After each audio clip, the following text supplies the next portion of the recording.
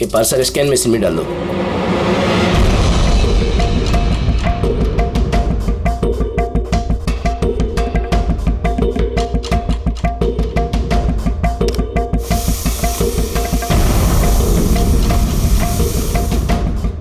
ये parcel reception में दे दो।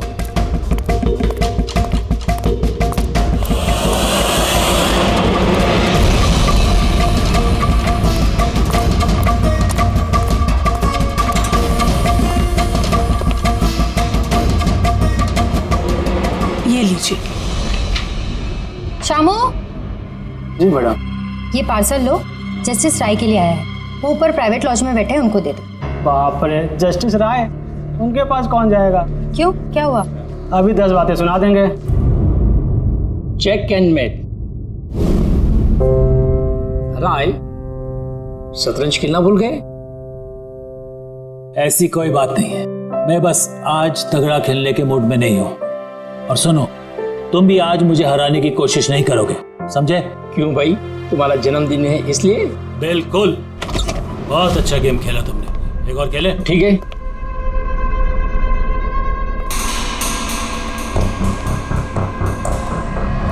हेलो सर, राय सर। क्या है? हैप्पी बर्थडे सर, आपके लिए पार्सल आया। ठीक है, रखो इधर, रखो इधर आओ। अब क्या हुआ सर? ये लो। Thank you sir, thank you very much sir. Happy birthday sir. कुछ चाहिए तो बोलिएगा सर। ठीक है।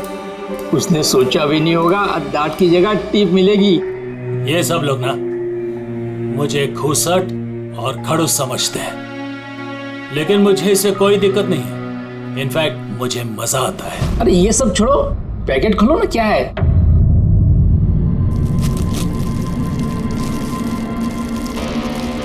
ये है क्या? देश के सर्वश्रेष्ठ कानूनी दिमाग को सम्मान पूर्वक भेंट। कोई नाम नहीं?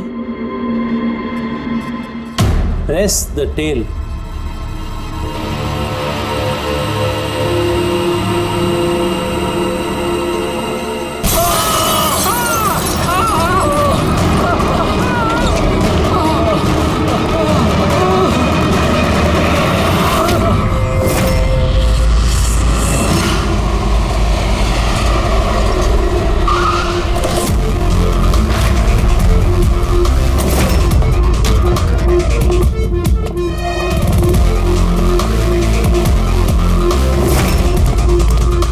आपने कहा था बॉम्ब ब्लास्ट हुआ?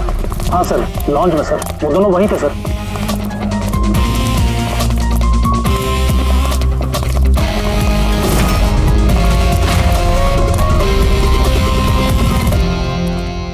ये देखिए सर। यहाँ तो कांच ही कांच है। पूरे फेस पे कांच के टुकड़े हैं। जख्म बहुत गहरा नहीं दिख रहा है, खून भी ज्यादा निकला नहीं है, तो फिर उसकी मौत कैसे हो गई? सर, शायद बक्से के अंदर कांच के टुकड़े रखे होंगे। हाँ सर, इसमें एक कांच का शोपीस था। स्कैन करते वक्त गार्ड ने देखा था। एक्चुअली सर, आज जस्टिस राय सर का बर्थडे था ना, इसलिए ये बॉक्स किसी ने भेजा था। लेकिन सर, ये बॉक्स तो मेटल डिटेक्टर स्कैनर सबसे क्लियर होके आया था, फिर पता नहीं क्यों ये सब हो गया। सर, हमारे ज़्यादातर क्लाइंट्स हाई प्रोफाइल जजेस और लॉयर्स हैं, और उनमें से ज़्यादातर ऐसे हैं जिनकी जान को खतरा है, इसलिए हम उनकी सिक्योरिटी और प्राइवेसी का पूरा ख्याल रखते हैं सर। तो आज क्या हुआ? हाँ? सर, प्रेस द टेल, क्या है ये? जो कुछ इस बॉक्स में होगा शायद उससे रिलेटेड है। ये पार्सल तो जस्टिस राय के लिए था। ये जस्टिस लाल बिना वजह मारे गए। शॉपथन, अब ये ऑनलाइन शॉपिंग की गई है। चारों तरफ कांच बिखरे हैं। इन लोगों का कहना था कि धमाका हुआ है, पर अगर पैकेट के अंदर कांच था तो धमाका हुआ कैसे? और अगर यहाँ पे बॉम्ब ब्लास्ट हुआ था तो फिर मेटल या प्लास्टिक के टुकड़े या फिर बारूद कुछ तो होना चाहिए था। ऐसा कुछ भी नहीं है यहाँ पे। एक काम करो, ये बॉडी और ये कार्ड इसको फॉरेंसिक लैब में भेज दो। और पूर्वी, ये जस्टिस राय का मोबाइल फोन चेक करो। मेटल डिटेक्टर वहाँ, स्कैनर वगैरह तो सब है। अगर पार्सल में बॉम्ब था तो डिटेक्ट कैसे नहीं हुआ? सर पार्सल में ऐसा कुछ था ही नहीं साहब, मैंने ध्यान से देखा था। और स्कैनर मशीन में साहब सिर्फ कांच का सामान ही दिख रहा था। अच्छा, इस स्कैनर की फुटेज स्टोर तो होती होगी? हाँ सर, फुटेज 24 घंटे तक सेव रहती है और उसके बाद अपने आप डिलीट हो जाती है। ओके, तो फुटेज देख सकते हैं हम लोग?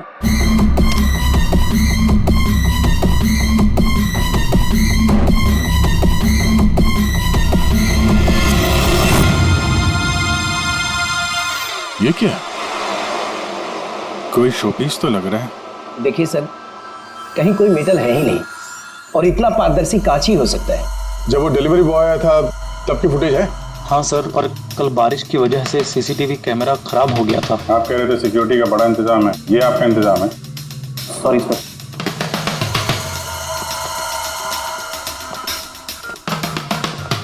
अब दे दे के हमारे पास यही एक सुराग बचा है, वो कुरियर आईडी। बस चलो, एक छोटा सुराग तो हाथ लगा। बाकी फॉरेंसिक लैब में साड़ों के साथ भी कुछ ना कुछ जरूर ढूंढ निकालेंगे।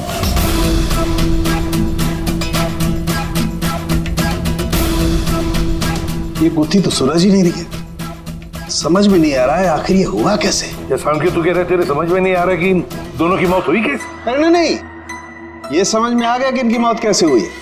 ये जो कांच के टुकड़े हैं ना, इनमें जहर है, इसकी वजह से इनकी मौत हुई है। कांच के टुकड़े जहरीले थे? हाँ, वो जो कांच का शोपीस बना था ना, तो शोपीस बनाते वक्त जब कांच को पिघलाया गया तब खूनी ने उसमें जहर मिला दिया। जब कांच ठंडा हो गया तो जहर पूरे के पूरे कांच में फैल गया। कोई सोच भी नहीं सकता था बॉस।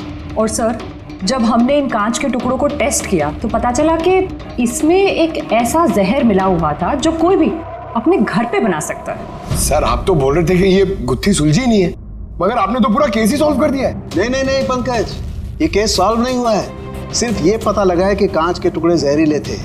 बस ये केस जितना सिंपल दिख रहा है उतना सिंपल है नहीं। लेकिन सर, इसमें इतना कंफ्यूजन क्या है? कांच ब्लास्ट हुआ और उसके टुकड़े इन दोनों को लगे, जहरीले कांच के टुकड़े। जहर खून में मिला और इन दोनों की मौत हो गई, राइट? करेक्ट। लेकिन तुमने बीच में क्या कहा? कांच ब्लास्ट हुआ। अब सवाल यह है कि कांच ब्लास्ट कैसे हुआ?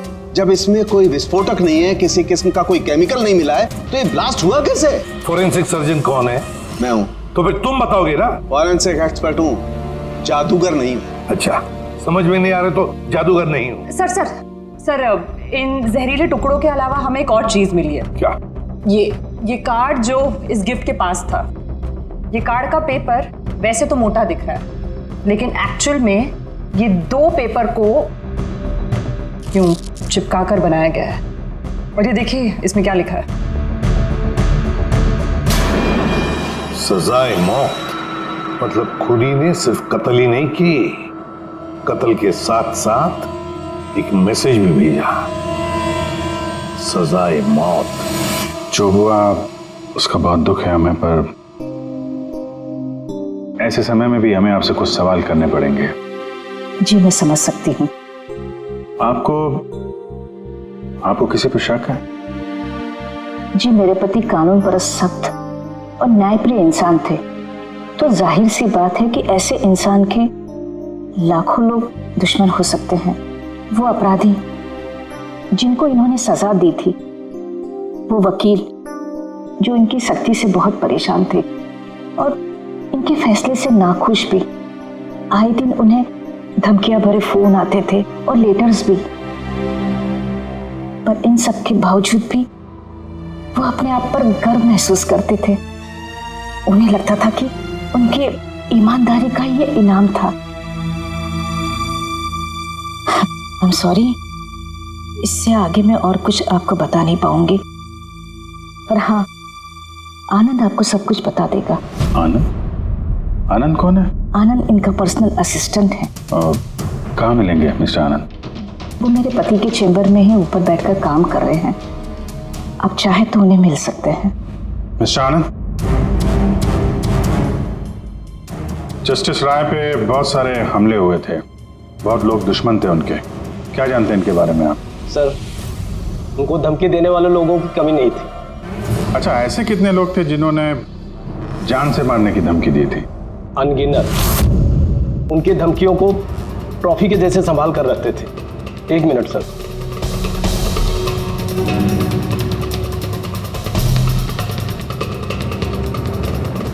ये रही उनकी ट्रॉफीज। ये सचमुच ज्यादा है। लोग उन्हें बहुत सख्त समझते थे, लेकिन सच पूछो तो सर बड़े ईमानदार और न्यायप्रिय थे। यहाँ तक वकील भी उनसे डरते थे और अपराधी उनके नाम से कांपते थे। धमकी भरे खत तो ठीक है, लेकिन ये पत्थर और स्याही क्यों?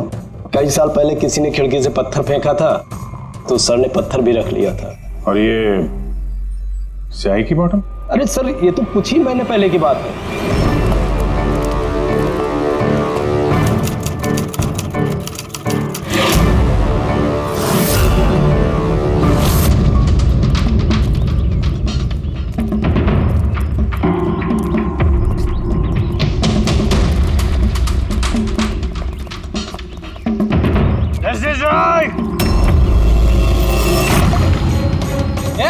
क्या कर रहे हो? तुम्हारी इसी स्याही ने मेरी जिंदगी बर्बाद की थी, याद है ना? अभी चाहकर भी भूल नहीं पाओगे मुझे, नहीं भूल पाओगे तुम। रखो, आनंद जाके बॉटल लाओ। ठीक है सर। ओके। अब ये बॉटल सोवेनियर बनेगी हमारी स्टडी रूम में।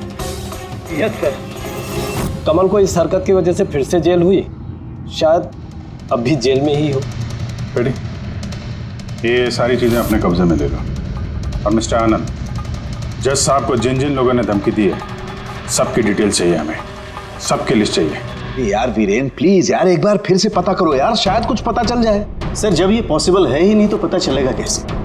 देखिए आप सिर्फ मुझे कांच के टुकड़े दिखा रहे हैं, ना इसमें बारूद है, ना केमिकल है, ना कोई मेटल, और कोई विस्फोटक पदार्थ भी तो नहीं है इसमें कि हमें पता चल सके कि ये ब्लास्ट की वजह क्या है। अरे यार वीरेन वहां पर जो कुछ था वही दूंगा ना, वहां पर सिर्फ कांच के टुकड़े थे और कुछ नहीं था। तो सर ये बॉम्ब ब्लास्ट है ही नहीं, क्योंकि दुनिया में ऐसा कोई भी बॉम्ब नहीं बना है जो सिर्फ कांच के टुकड़ों से बना हो। कांच में विस्फोटक गुण होते ही नहीं है सर, ट्राई टू अंडरस्टैंड। मुझे मालूम है कांच में विस्फोटक गुण नहीं होते, लेकिन वहां पर ब्लास्ट हुआ है, ब्लास्ट में सिर्फ कांच के टुकड़े मिले और कुछ मिला ही नहीं है यार। तो सर आई विश कि आप ये केस जल्द से जल्द सॉल्व कर लें, ताकि हमें भी तो पता चले कि ये ब्लास्ट हुआ कैसे। सर आप लोग कांच के गुणों के बारे में बात कर रहे हैं ना? मैं ऐसी किसी को जानती हूँ जो हमारी हेल्प कर सकती है। ग्रेट। सर उसको हर तरह के कांच के बारे में पता है। आई थिंक हमें एक बार उससे मिल लेना चाहिए। मिलते हैं तारिका, तुम जिससे कहोगे उससे मिलते हैं, बस मुझे सिर्फ ये पता करना है कि आखिर ये ब्लास्ट हुआ कैसे।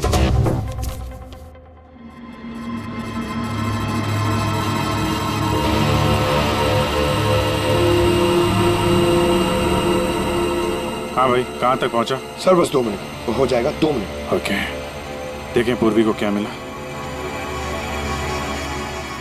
फोन से कुछ पता चला राय साहब के? हाँ सर, कुछ अजीब से मैसेजेस मिले हैं जस्टिस राय और जस्टिस लाल के बीच। अजीब मैसेज? कैसे हैं? ये देखिए सर, ये मैसेजेस हैं या शायद कोई कोड्स हैं जो नंबर्स और लेटर्स को मिला के बनाए गए हैं। ये देखिए सर, ये मैसेजेस जस्टिस राय ने जस्टिस लाल को 2 बार भेजे, एक बार 3 महीने पहले और दूसरी बार सिर्फ 1 महीने पहले। अब या तो ये इन दोनों दोस्तों के बीच का कोई सीक्रेट कोड है, या तो फिर कोई ऐसी खास बात है जो जस्टिस राय जस्टिस लाल को बताना चाहते हैं। एक काम करो, ट्राई करो डिकोड करने के लिए, देखो कुछ पता चलता है क्या। हाँ, ये लिस्ट पूरी हुई? हाँ सर, जस्टिस राय के पीए आनंद ने जो हमें धमकियों के बारे में बताया था सर, उस हिसाब से हमने ये 3 सस्पेक्ट की लिस्ट बनाई है। 3 भागों में क्यों, क्या है? अब यहाँ पे जितने लोग हैं इनमें से सभी लोगों ने कभी ना कभी जस्टिस राय को धमकी दी है, और इनमें से ज्यादातर लोग जेल में भी है। लेकिन ये वनेश, ये एक मर्डर के केस में अंदर गया है और बाद में इसकी दिमागी हालत ठीक नहीं है, इसलिए इसे रिहा कर दिया गया। और ये कमल जी, इन्होंने जस्टिस राय पे स्याही फेंकी और इस जुर्म में इन्हें अंदर कर दिया गया। फिलहाल ये कहाँ पर है उसकी कोई जानकारी नहीं है। सर ये दूसरी लिस्ट जो है, इसमें से ये 3 लोगों को सजाए मौत दी हुई है सर जस्टिस ने, और ये अभी भी जेल में अपनी सजा काट रहे हैं। 3, ये चौथा, ये कौन है? सर ये है किशोर जी, इनके बेटे को जस्टिस ने 3 साल की सजा दी थी सर, और न्यूज़ में एक आर्टिकल आई थी कि ये सजा ज़्यादा देने की जरूरत नहीं थी, और इस वजह से वो शायद डिप्रेशन में होगा और उसने अपनी आत्महत्या कर ली। तो इस किशोर के पास अच्छी खासी वजह है बदला लेने की। और ये है धवन, ये एक वकील है पेशे से, और अजीब बात यह है कि पिछले साल इसने जस्टिस राय के कोर्ट में बहुत सारे केसेस लड़े, पर वो एक भी जीत नहीं पाया, सारे हार गए। तो कहीं ये हारा हुआ वकील बदला लेने के चक्कर में राय साहब को, हाँ ये भी हो सकता है कि ये कोई काबिल वकील ही ना हो। तो अब कुल मिला के हमारे पास बचते हैं 4 सस्पेक्ट, एक ये कमल, वनेश, किशोर और धवन। सर गिफ्ट भेजने वाले का पता चल गया, वो गिफ्ट कमल ने भेजी थी और शॉपेथॉन वालों ने कुरियर की आईडी से पता किया है। तो उनके पास उसका एड्रेस तो होगा? नहीं सर, एड्रेस का तो पता नहीं चला। कोई बात नहीं, कमल जिस जेल में था वहां से पता चल जाएगा, वहां चलते हैं। सॉरी ऑफिसर, लेकिन हमें उसे 1 महीना पहले ही छोड़ना पड़ा। जज पे हमला किया था, इतनी जल्दी छूट गया? एक मिनट, आपने कहा कि उसे छोड़ना पड़ा, लेकिन क्यों? उसकी तबीयत की वजह से, क्योंकि सालों से उसको नशे की लत थी। 7 साल पहले वो एक केस में पकड़ा गया था, वहां उसने पीना छोड़ दिया, लेकिन जेल से छूटने के बाद फिर उसने पीना शुरू कर दिया, इसलिए उसका पूरा लीवर खराब हो चुका था। ये भी तो हो सकता है कि उसने लीवर खराब होने का बहाना किया हो। नहीं सर, हमने डॉक्टर से कंफर्म करके उसे छोड़ा था। अच्छा, उसका एड्रेस तो होगा ना आपके पास, वो दे दीजिए। एड्रेस तो है, लेकिन मुझे लगता है वो वहाँ नहीं मिलेगा, वो हॉस्पिटल में ही मिलेगा, क्योंकि उसे जल्द से जल्द लीवर ट्रांसप्लांट करने की जरूरत थी। लेकिन जहाँ तक मुझे पता है कि शराब के आदी लोगों को लीवर ट्रांसप्लांट की इजाज़त नहीं मिलती है। मिलती है, अगर शराबी कम से कम 6 महीने तक शराब ना पिए तो, और यहाँ जेल में तो मिलने से रही, इस बिना पे हमने उसको permission they the. Okay sir, thank you. अगर ऐसा है तो अपनी जान बचाने के लिए इसने कहीं ना कहीं किसी हॉस्पिटल में रजिस्ट्रेशन तो करवाया ही होगा। एग्जैक्टली। और ये कोई छोटा मोटा इलाज तो है नहीं जो कहीं भी हो जाए। शहर में गिने चुने हॉस्पिटल हैं जहाँ पे ट्रांसप्लांट हो सकता है। वहीं ढूंढते हैं इस कमल को। अरे तारिका, ये तुम कहाँ ले आए भाई मुझे? मैंने तो सोचा तुम किसी ग्लास फैक्ट्री में लेके जाओगी। बट एनीवे, ये जो कुछ भी है ना, है बड़ा खूबसूरत। शुक्रिया। आप sir, she is my friend Vivian. ये ब्यूटीफुल आर्ट गैलरी इसी की है। ये ऐसे खूबसूरत आर्ट पीसेस बनाती रहती हैं, और कांच के भी। And Vivian, he is doctor Salunkhe. Hello. अच्छा यार, वी नीड योर हेल्प। हमें कांच और कांच की चीजों के बारे में इंफॉर्मेशन चाहिए, एक मर्डर मिस्ट्री सॉल्व करने के लिए। श्योर। अच्छा विवियन, ये सारी चीजें आप ही ने बनाई हैं? जी। ऑब्वियसली आप ही ने बनाई होंगी, लेकिन कैसे? बहुत आसान है। वैसे तो ज़्यादातर चीज़ें कांच को पिघलाकर बनी है। प्रोपेन टॉर्च से कांच पिघलाया जाता है और उसी पिघलाए हुए कांच को मंचा आकार दे दिया जाता है। अच्छा हाँ, ये एक एक्सरे इमेज है कांच के शोपीस का, लेकिन सरप्राइजिंग बात यह है कि ये पूरा ब्लास्ट हो गया। Do you think it's possible? इसका आकार तो बूंद जैसा है, लेकिन समझ में नहीं आ रहा कि ये है क्या। विवियन, एक बार जरा फिर से देखो गौर से, शायद कुछ ऐसी चीज हो जो तुमने अभी तक देखी नहीं। 1 मिनट, इसकी नोक देख रहे हैं आप लोग? ये जानबूझकर बनाई हुई तो नहीं लगती। I mean, जिसने भी इसे बनाया है उसने कांच को पिघलाकर बहुत जल्दी उसे ठंडा कर दिया है, बिल्कुल तुरंत, जिससे कि ये कांच का आकार न केवल बूंद के जैसा रह गया है, बल्कि इसकी नोक पतली, लंबी और नाजुक हो गई है। Thank you so much for your help. कांच को पिघला करके ठंडा कर दिया गया, तुरंत तुरंत, जैसे वो बूंद बनी। My God. तारिका, हमें लैब में चलना है तुरंत, फौरन। और हाँ, वो विवियन, हमें आपकी वो प्रोपेन टॉर्च चाहिएगी प्लीज।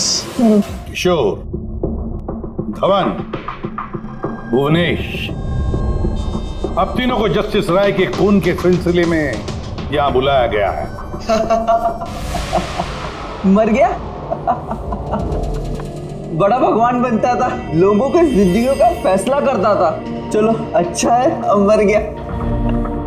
सर, इसे देख के तो लगता है कि ये दिमागी हालत से ठीक नहीं है। हो सकता है नाटक कर रहा हूं। असाइलम की अटेंडेंस स्लिप है इसकी।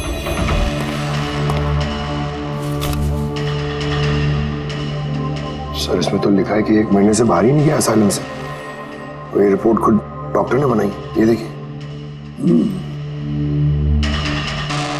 ठीक है, ले जाओ इसे। चलो चलो उठो।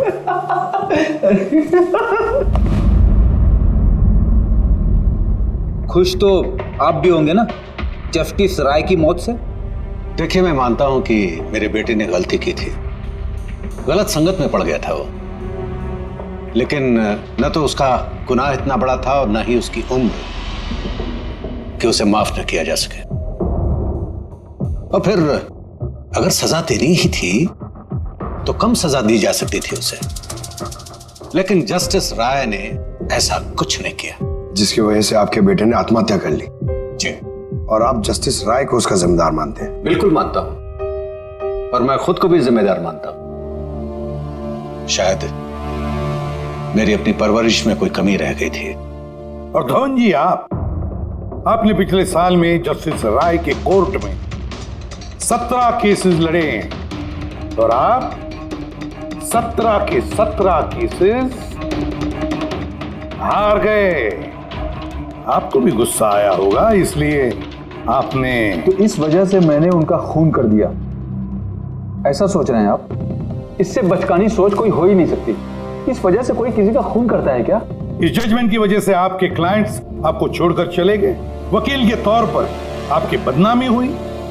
जस्टिस राय ने ना सिर्फ आपके खिलाफ जजमेंट दी, बल्कि आपके प्रैक्टिस के खिलाफ, आपकी वकालत के खिलाफ जजमेंट दी। सर, मैं मानता हूं आपने जो कुछ भी कहा सच है, लेकिन इससे यह कतई साबित नहीं होता कि मैंने उनका खून कर दिया है। धवन जी, साबित नहीं हुआ तो क्या हुआ? हो तो सकता है ना।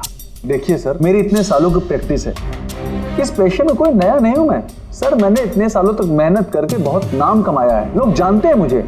और सर, जिस वक्त जस्टिस राय का खून हुआ, उस वक्त मैं कहां था, क्या कर रहा था, किसके साथ था, इन सब बातों का ब्यौरा दे सकता हूं मैं, वो भी गवाहों और सबूतों के साथ। एक बात मत भूलिए धवन जी, खून एक पार्सल की वजह से हुआ है, और जिस वक्त खून हुआ उस वक्त खूनी वहां पर मौजूद नहीं था, समझे आप? इसलिए आपके गवाह और आपके सारे सबूत हमारे लिए कोई मायने नहीं रखते। आप सिर्फ भूलिएगा मत कि जब तक ये केस सॉल्व नहीं होता, आप हमारे शक के दायरे में हैं।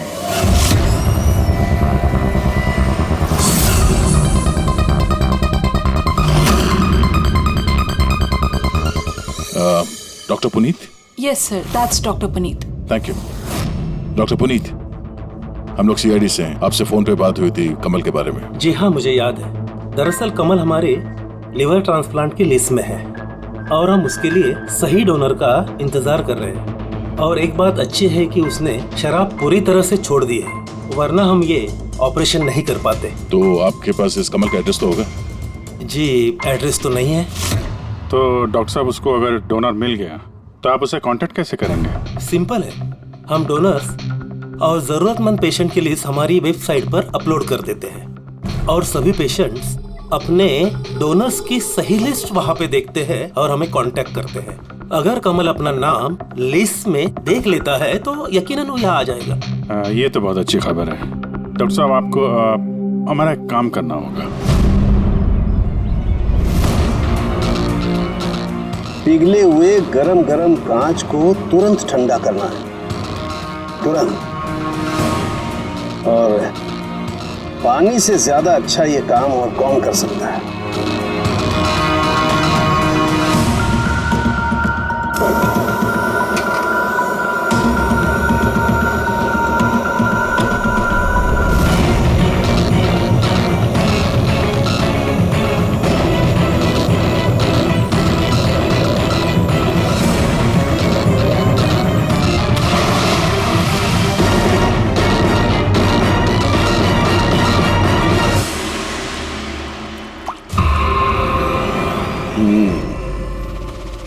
तो ऐसे बनी ये कांच की बूंद, लेकिन जस्टिस राय की जिस बूंद से मौत हुई थी वो तो काफी बड़ी थी।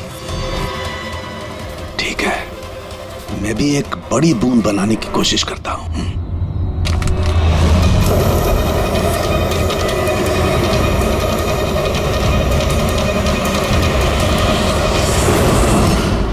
ये कोड्स आखिर है क्या? कुछ पता ही नहीं चला। My God!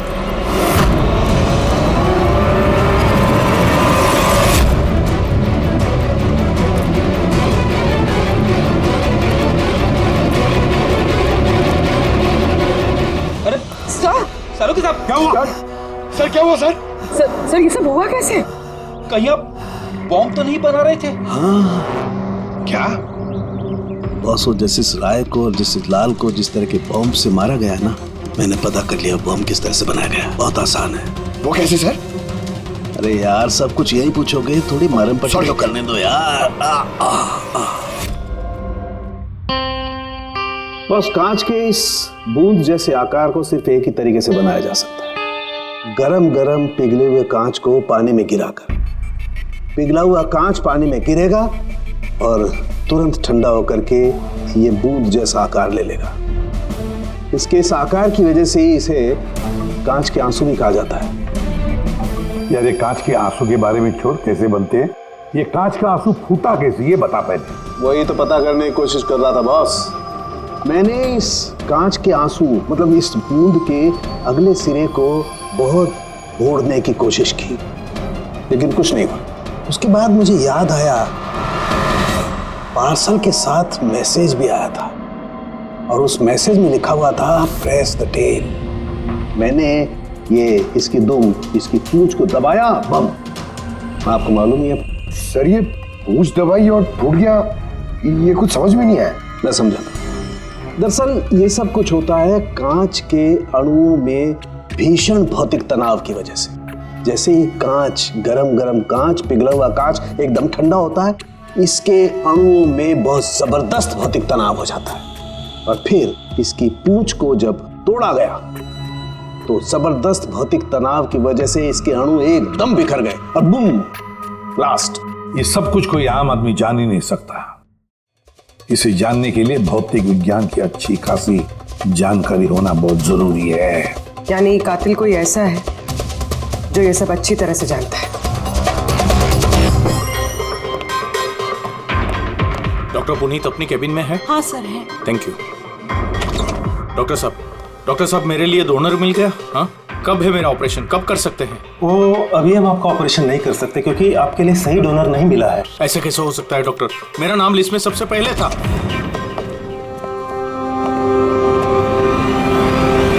देखिए, मेरी सजा काट चुका हूँ पूरी तरह से, फिर आप लोग मुझे कहाँ लेके जा रहे हैं? मैंने ऐसी कोई गलती भी नहीं की है। जस्टिस राय का खून हो गया है। क्यों किया खून? जस्टिस राय का खून? लेकिन मैंने कुछ नहीं किया। आपने शॉपटाउन वेबसाइट से जस्टिस राय के लिए उनके जन्मदिन पे तोहफा भेजा था ना? नहीं तो मैंने कोई तोहफा नहीं भेजा था। तुमने कुछ नहीं किया तो फिर तुम अंडरग्राउंड क्यों थे? देखिए, मैं अंडरग्राउंड नहीं हुआ था। सचमुच मेरी तबीयत खराब रहती है, इसलिए शहर से बाहर हेल्थ स्पा ज्वाइन कर लिया है मैंने। जेल से छूटने के बाद मैं वही रहता हूँ। और वो पार्सल, कांच का अजीब सा शोपीस जो आपने जस्टिस राय को भेजा था शॉपथॉन वेबसाइट से, जिसपे आपका कॉन्टैक्ट डिटेल्स भी था? हाँ, मैंने शॉपाथॉन वेबसाइट से शॉपिंग जरूर की है और पार्सल भी भेजा है, लेकिन जस्टिस राय को नहीं भेजा मैंने मेरी बेटी को भेजा है क्योंकि उसका जन्मदिन था। मेरी वाइफ मुझसे नाराज है, इसलिए मेरी बेटी को मुझसे नहीं मिलने दे रही है, तो मैंने वो शॉपाथॉन वेबसाइट से गिफ्ट खरीदा और मेरी बेटी को पार्सल कर दिया। कोई सबूत है इसका तुम्हारे पास? हाँ है ना सर, मैं आपको शॉपाथॉन वेबसाइट का मेरा अकाउंट दिखाता हूँ, उस पर आप लोगों को पता चल जाएगा कि मैंने कब और क्या खरीदा है। देखिए। ठीक है।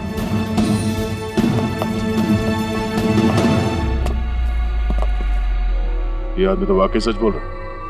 इसने तो वो गिफ्ट अपने बेटी के लिए खरीदा था, और वो भी जस्टिस राय की मौत के 2 हफ्ते पहले। मतलब कातिल जानबूझ के हमारा ध्यान इसकी तरफ भटका रहा था। यानी वो जो कोई भी है उसे कमल की पूरी हिस्ट्री के बारे में मालूम था। उसने उसके घर से वो पार्सल का डब्बा चुराया, उसमें कांच का सामान रखा और किसी तरह से जस्टिस राय तक पहुंचा दिया। कातिल वही है जिसने ये पार्सल जस्टिस राय तक पहुंचाया।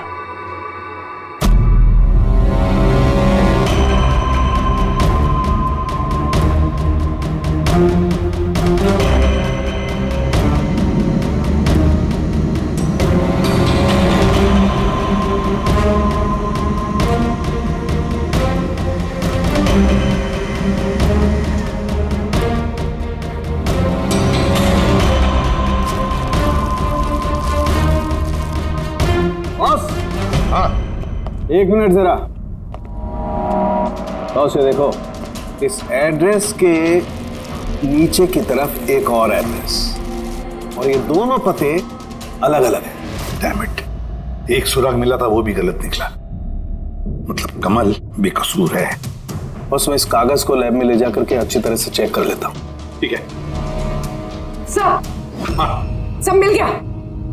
एक सबूत गया तो दूसरा मिल गया, कोड डिकोड हो गया। कोड में क्या है सर? वो कोई कोड्स नहीं है, सिंपल मैसेजेस है। उन दोनों डेट्स पे जब जस्टिस राय ने जस्टिस लाल को मैसेजेस भेजे थे, उन दोनों डेट्स पे दो बातें कॉमन थी। कौन सी बात?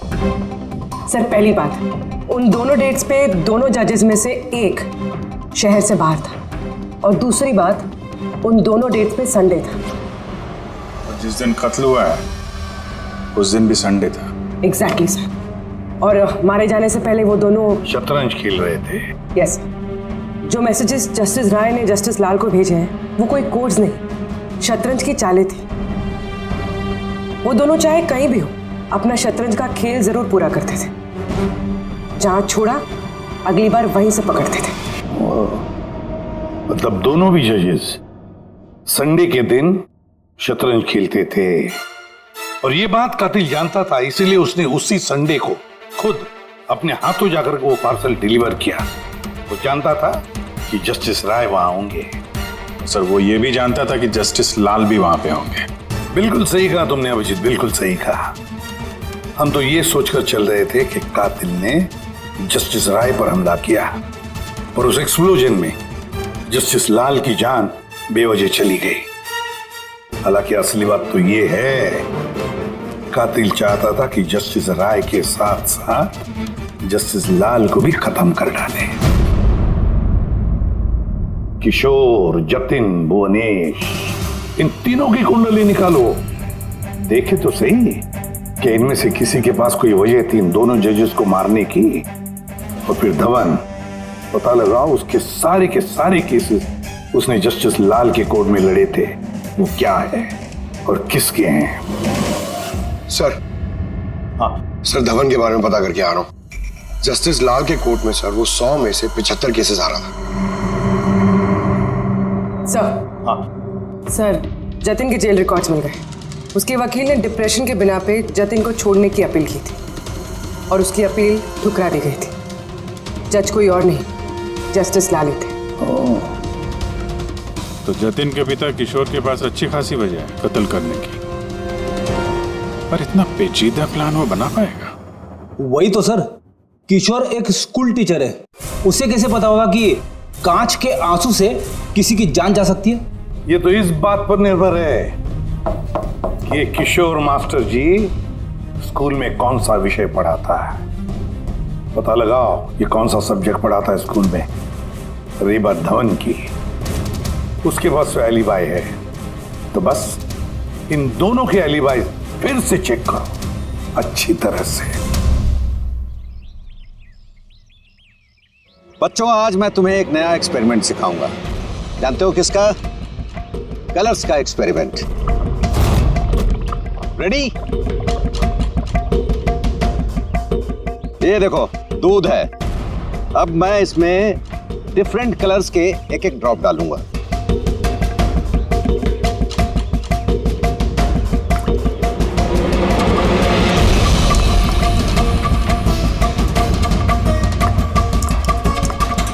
Now come here.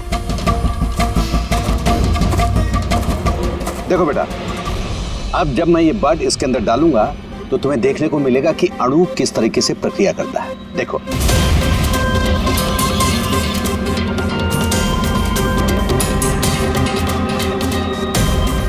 देखा?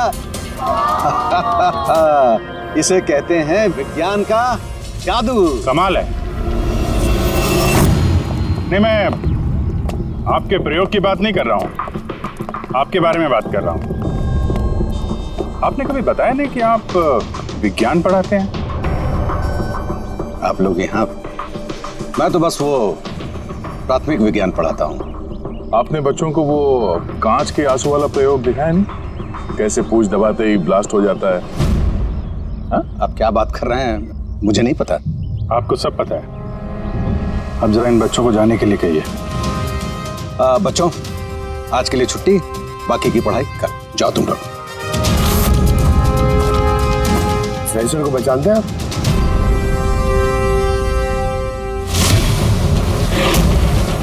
रविवार याद है आपको, जिस दिन टीचर पेरेंट मीटिंग थी? और उसी दिन जस्टिस लाल और जस्टिस राय का खून भी हुआ था। उस दिन आप आए नहीं थे, एब्सेंट थे। इस केस में जिन लोगों पे हमें शक था उनकी आलिबाइस, यानी कत्ल के वक्त वो कहाँ थे, किसके साथ थे, उसका पूरा ब्यौरा सबूत के साथ हमारे पास है, सिवाय आपके। रविवार को आप कहाँ थे? मैं घर पे ही था। मेरी तबीयत नहीं ठीक थी, इसलिए मैं जा नहीं पाया। झूठ, आप घर पे नहीं, क्लब हाउस में थे। जस्टिस राय को वो पैकेज डिलीवर करने गए थे। अगर मैं मान लूं कि आप ठीक कह रही हैं, कोई सबूत है आप लोगों के पास? सबूत तो खैर अभी नहीं है। अच्छा, ये जो आप ये जो प्रयोगशाला यहाँ बनाया हुआ आपने, यहाँ पे जो बच्चों को दिखाते हैं, इसके अलावा कहीं प्रयोग करते हैं या यही जगह है? नहीं, बस यहाँ पे यही एक खुली बड़ी जगह है जहाँ मैं बच्चों को कुछ इंटरेस्टिंग प्रयोग बताता हूँ। अच्छा,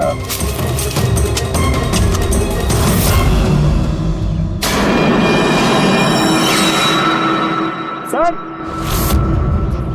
आप अंकल? अरे आप लोग वहां कहाँ जा रहे हैं?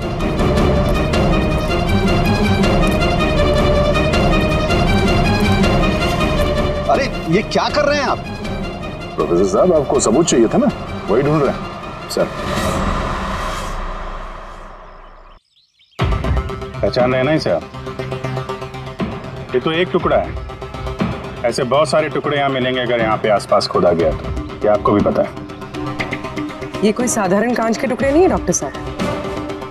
आपने जो एक्सपेरिमेंट्स किए थे और जो प्रयोग सफल नहीं हुए, आपने उन कांच के टुकड़ों को लाकर यहाँ पर दबा दिया, है ना?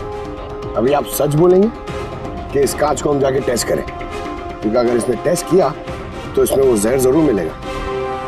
हाँ, मैंने ही उन दोनों को मारा है, क्योंकि उन दोनों ने मिलकर के मेरे बेटे को मारा है। मैंने उसी वक्त ठान लिया था कि इन दोनों से अपने बेटे की मौत का बदला लूंगा मैं।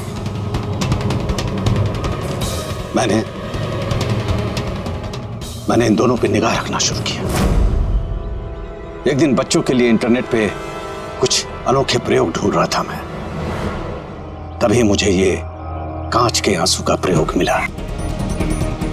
मैंने सोच लिया कि अपने बेटे को इंसाफ दिलाने का यही एक तरीका है। मुझे पता था कि कमल जस्टिस राय पे स्याही फेंक चुका है और अभी अभी जेल से छूटा है।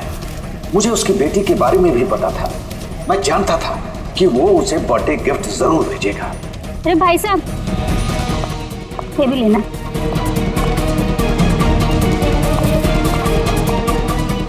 बस उसी गिफ्ट का डब्बा मैंने वहां से उठा लिया और अपने प्लान को अंजाम दिया। मैंने उसे बहुत सावधानी से पैक किया।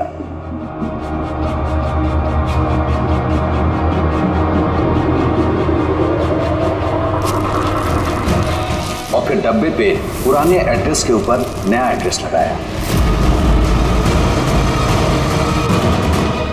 फिर मैंने उन दोनों की मौत का सामान वहां पहुंचा दिया। मुझे जो करना था मैंने कर दिया। मैंने उन दोनों से अपने बेटे की मौत का बदला ले लिया, उसे इंसाफ दिला दिया। इंसाफ नहीं, सिर्फ बदला था। इससे ना तो तुम्हारे मरे हुए बेटे की आत्मा को शांति मिलेगी और ना ही उन बच्चों को जो तुम्हें अपना गुरु मानते हैं। हाँ, तुम्हारी इस गलती से उन्हें सबक जरूर मिलेगी। अपनी बची हुई जिंदगी जेल में काटते हुए शायद आप भी अपना सबक सीख ही लेंगे।